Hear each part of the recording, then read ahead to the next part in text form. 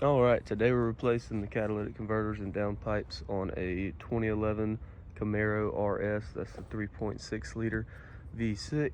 I'll get straight to it. The first step is remove the bolts in this heat shield. Two of them are already out. It would be one,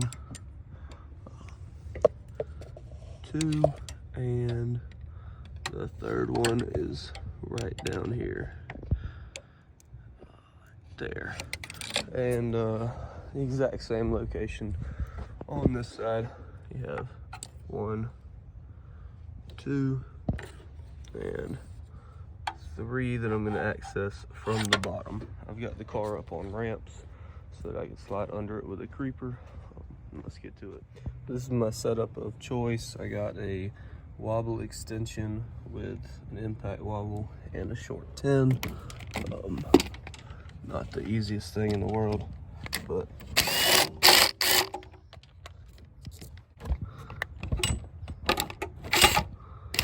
all right, and there's that third one I was talking about, right there. Zoom out in. That's where I'm at under the car, just inside of that tire. Follow the exhaust pipe up, it's there on the bottom. All right, once you have that out, this one pulls out the top, the passenger side. You'll have to drop through the bottom. You'll see why we had to remove those. And those are the two bolts for the downpipe. So that's our next step. Let's go ahead and pull those off.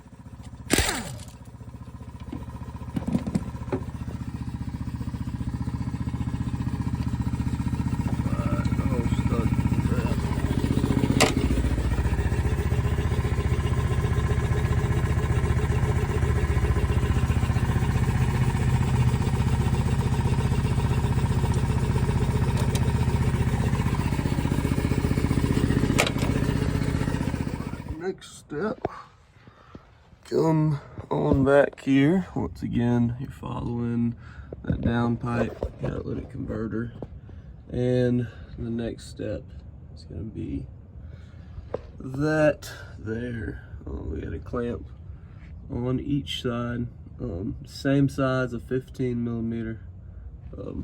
Grab you a wrench and get to pulling those off.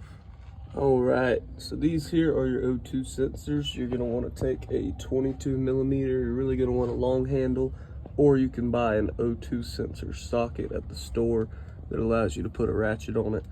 But you're gonna have to break those free. However, you need to do it. Soak it with PB Blaster at first for about 24 hours if you can, if it looks rusty. All right, so now we can get our new parts out and get them ready.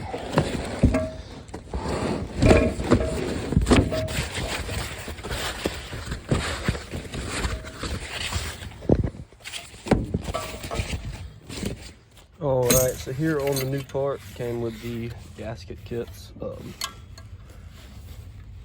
All right, so we got our new ones here. We got the O-ring style flange gasket that pops into place there. And to make this a lot easier, when you're lining it up underneath the car by yourself, it likes to fall away from that top flange and it's hard to pull it up and get a nut on it later on. So go ahead and put your new studs in the pipe. Some of them will come installed, these did not.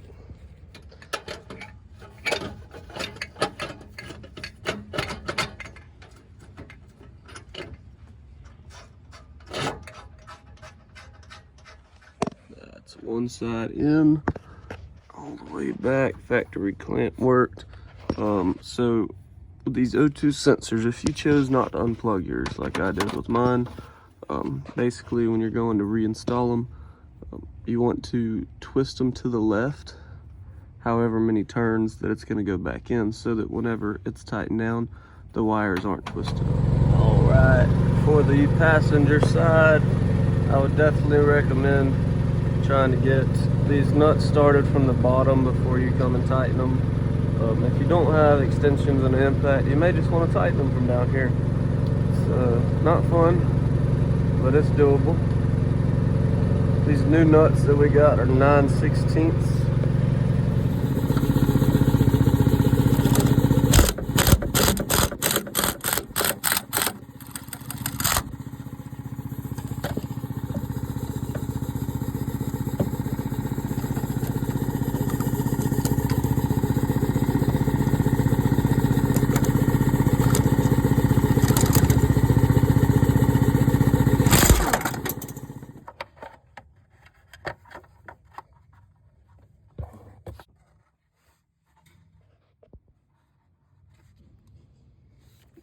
All right, let me show y'all a little trick here. If you got a real tight spot, you can't get your hands in there.